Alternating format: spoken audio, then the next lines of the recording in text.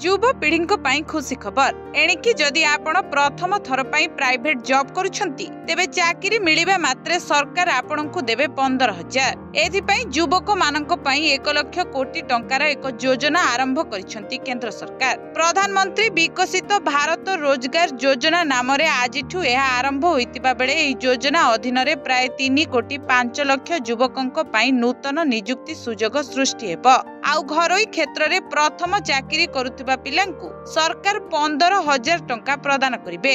एनै मोदी कहिसंती मो देशर युवक माने आज अगस्त 15 तारिख एवं एही दिन रे आमे आम देशर युवक मानक पई 1 लाख कोटी टंकार एक योजना आरंभ करूछु। आज ठारू प्रधानमंत्री विकसित भारत रोजगार योजना कार्यकारी हेउछि।